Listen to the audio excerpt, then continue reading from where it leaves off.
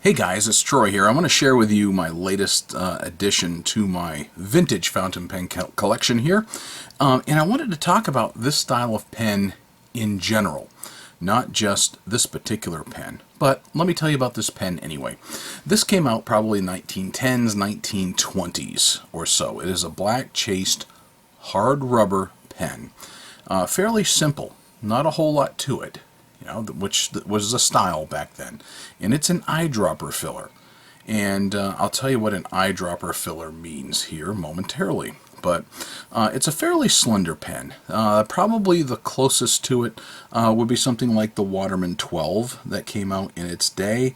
And I've got some other vintage fountain pens that are an eyedropper filler that I will show you here what they are. I got this one nicely cleaned up. I mean, it was fairly decent shape. I was really surprised. And believe it or not, I got this pen for only $10.50. Now, I've paid a lot more than that from some pens of the era, and even for some that were not really branded. I mean, an unknown brand. I got a couple of those right here on my desk, and I'll show you those here as well. But I got this particular pen, and I wasn't really sure exactly what to expect. The seller had not been able to tell me that anything about it other than the fact about the nib said gem and 14K. So I know it's got a 14 karat nib on it. So it's a slip top.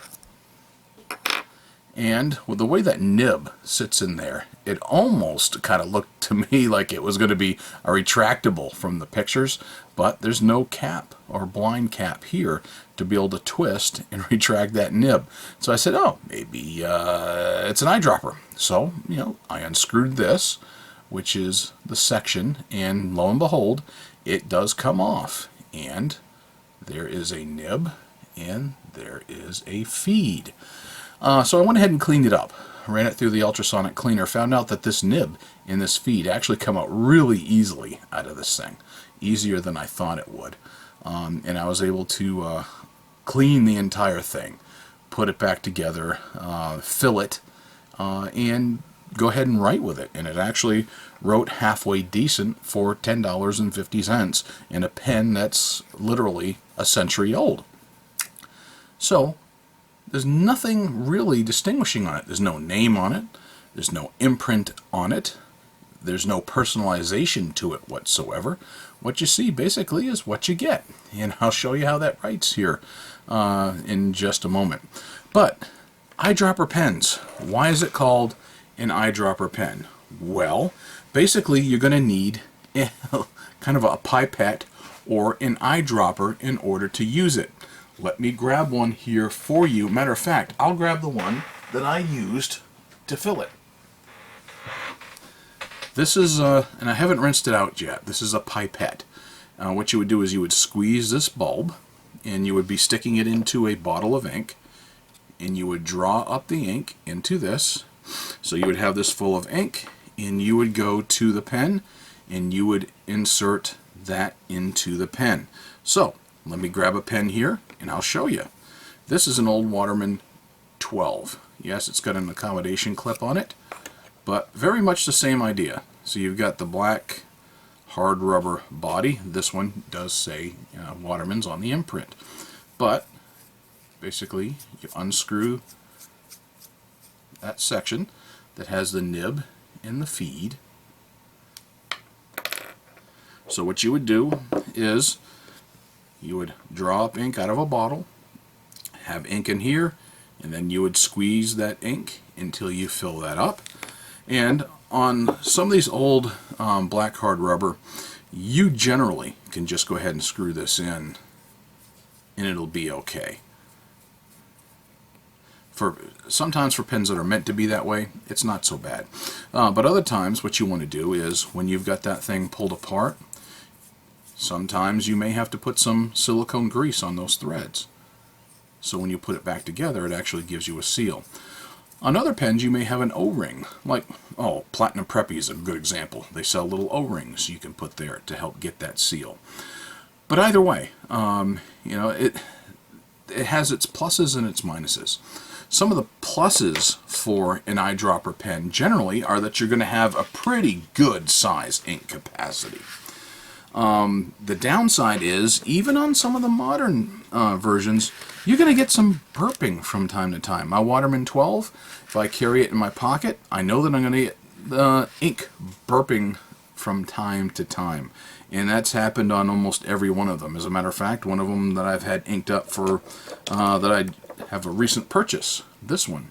That's another unbranded one that has a, probably a gold-filled overlay. But there's no branding on this pen whatsoever, and it's got a replacement nib in it, which is not the original nib to it. But I was writing with this one earlier today, since I was playing with eyedropper pens, and this one burped on me for the first time since I've had it. So wasn't used to that one on that particular pen. This one I showed a little bit in a previous video. This is a Stipula Passaporto. And you can see that there's no filling mechanism. That's the thing. This was an early filling system. It is a filling system, yes. The eyedropper filling system, like I said, it's pretty simple with the concept. But it's not constantly refillable where you just stick it in the ink, draw up ink. It is, you got to take it apart, fill it, put it back together, and then go use it. But like I said, in so doing, you've got actually a pretty decent ink capacity, even this little tiny pocket pen of the Stipula Passaporto. This one here is a Swan pen. Swan had, in the 1970s or so, is where this pen came out of, and it was contracted out of India to have it made. And I've found, over time, pens from India are actually pretty popular to have them eyedroppered. Why? I really don't know. But there's one here. Here's a Camlin, which is also an Indian-made eyedropper filler. Got several of these around the house. This one I got from, I believe, Fountain Pen Revolution. I think, a Muft? I'm not really sure off the top of my head, but another eyedropper filler. There's no cartridge or converter that will fit inside this thing. This one was a gift from a friend of mine. This is also an eyedropper filler in brown and black swirled ebonite. And this one is probably my biggest one that I've got as far as the modern ones. Here is an Opus 88, and this particular one is an Omar. This one is a little more advanced in that it does have a cap here, and there's a rod that comes through, sort of like you might find in a Visconti, but it has a little stopper rod that'll plug up that little hole at the end, so it keeps ink from evaporating out of it. So some of your upper end or nicer eyedropper fillers will have that kind of concept. And I actually do like this pen, and I've used it fairly extensively. All right, well, this is the one that I had shared with you just a few minutes ago, the one that just arrived and I've been playing with and got cleaned up today. This is another one. I actually got this from Mike Daigle, and he had restored this one. This is the one that burped on me earlier, and I know it's inked, and I used like a Thomas Alva Edison ink. I'm trying to remember the manufacturer of that. Waterman 12, you saw this one just a little bit ago where I demonstrated how you would fill an eyedropper. Another Waterman 12. You can see it's a little bit different, but the same kind of concept, slip cap.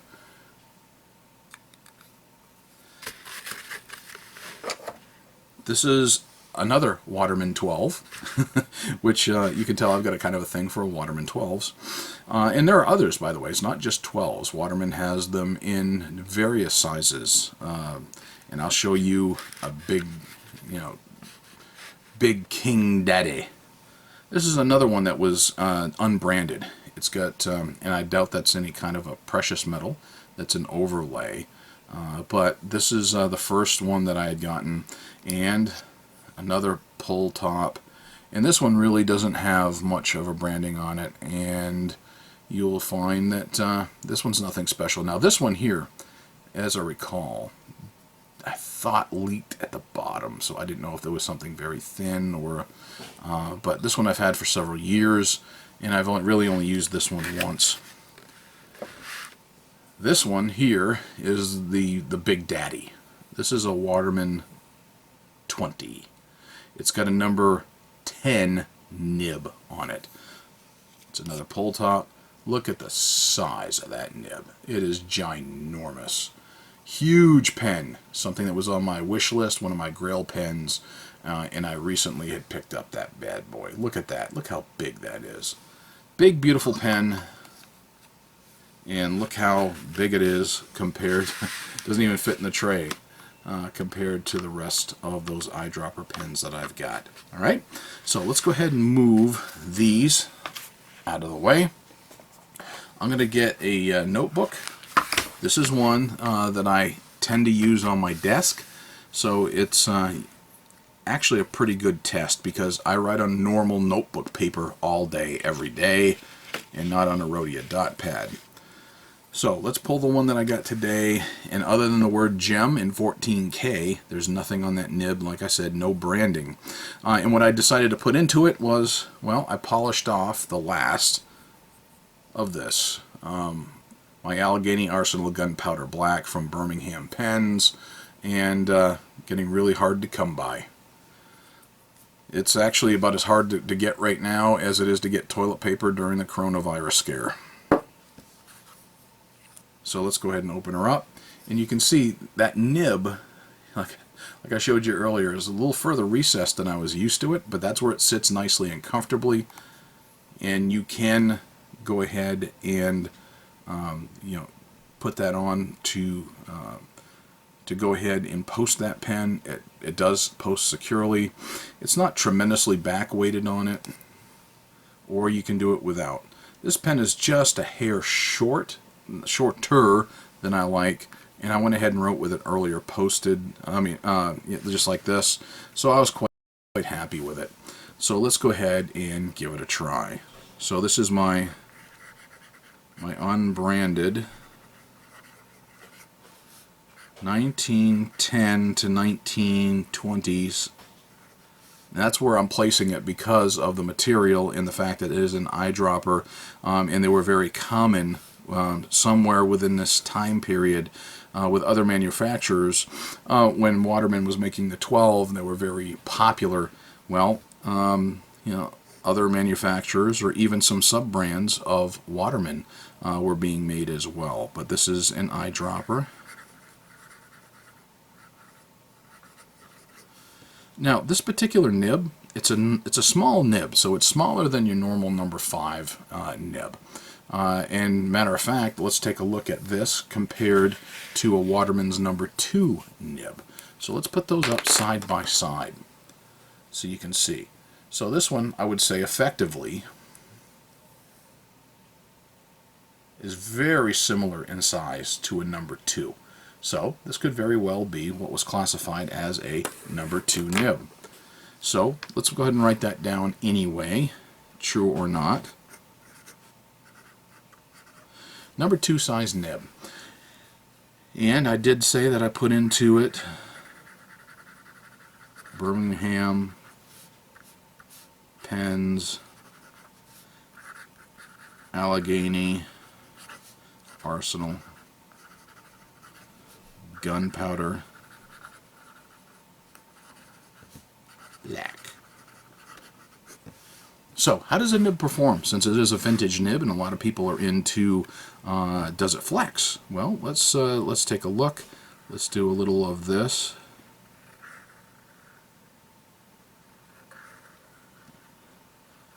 This pen actually writes about a medium when you first start out. It'll take you up to at least a broad. I don't know if that would be considered a double broad line right there. And I will tell you this. It is fairly smooth now. It wasn't smooth when I first got it. It didn't really have a tine alignment problem. I checked that. One of the first things that I checked when it wrote a hair scratchy. But I did go ahead and whip out some micro mesh, and I spent a little bit of time smoothing this nib. And I can tell you right now, this nib works so much smoother.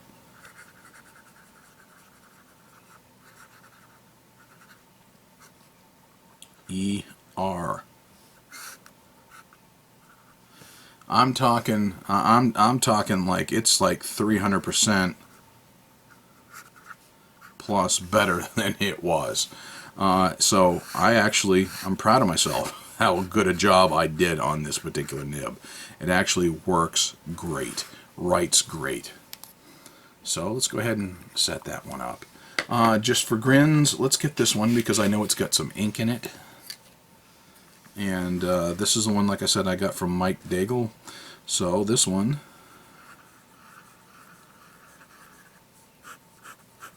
you see how wet that is? This has been a very wet writer since the day I got it. And this one belched on me a little earlier today, but it's kind of a gusher. It's a very wet writing pen. I'll take out this Waterman 12 here. I don't know if this still has ink in it because I haven't written with it in a couple of weeks, I think, maybe a week or two. Probably about 2 weeks. So let's see if it still does good. Yeah, that it does. And I will tell you, this Waterman number 2 nib, you see how wet that is? Fantastic writing nib though, smooth nib, and it does write very, very well. It just also writes extremely wet, as you can see. So let's see what else I've got inked up. I think the only other two that I've got this one inked up. So this is the Indian pen. It's got a very short, stubby nib on it, which would kind of surprise me when I first saw it. And I haven't written with this one in a couple of weeks, so this is one of those I probably need to spend some time putting on the micro mesh because it writes. It's written every time I've gone to pick it up and write with it. It's been very reliable. But it hasn't really been the greatest as far as being smooth. So this Airmail branded Indian-made pen, I do love the ebonite though. Brown's not my favorite color, but this is actually a pretty good looking ebonite nonetheless. I do like that. So I rather like that, period. So I'm going to spend a little bit of time eventually. It's one of those I set it aside and I said, I got to work on that. I just never did. And so let's go pull out the last of the ones that I know that I've got inked up. And this is my Opus 88 Omar. I love the size of this pen, and it's got a pretty decent nib. Now, why is it doing that when I've got all this ink in here? Remember how I told you it's got that shut-off valve in it? Well, that valve has been shut off for a while. It's doing its job, doing exactly what it's supposed to do. So what I'm not going to do though is I'm not going to flow ink into that. I can back off this little twist knob and it'll pull back that little valve just a little bit, let some ink down into the feed, and you can see right here, this is where I wasn't sure if it was going to write because most of the ink is gone out of that visible feed in there because I use this a lot. Matter of fact, I use this pen when I was working at the local polling center and for all my paperwork, by and large. I use this probably more than the rest of the pens that day. But it has a huge ink capacity. I do like demonstrators, and you can see it sloshing around inside. But I'm not going to open up that valve just because I don't want to throw ink down in here if I'm not going to be using this as my pen of the day anytime soon, which I'm probably not because I've got way too many pens inked up. So anyway, there you go. My pen mail. Sometimes you can get a hit, and this was a hit for me. I've had some misses, but this right here for $10.50. I'm pretty doggone proud of this particular edition, number one, of how I got it to clean up really nicely and how I got it to write a whole lot better than it was. And the fact that I did it for just $10.50, well, plus shipping, about $3.50 for shipping to get it to me. But anyway, that's my pen mail. So now, if you've never seen an eyedropper, if you've never seen vintage eyedroppers, if you've never seen ebonite ink droppers, clear ink droppers or eyedroppers, now you know what some of them look like. You got some of the beauty of the vintage. I mean, absolutely gorgeous. This is absolutely gorgeous to me. This red mottled hard rubber. I love the king size right here as far as how it looks, how it feels. Alright guys, thanks for watching. Those are eyedroppers, both vintage and new.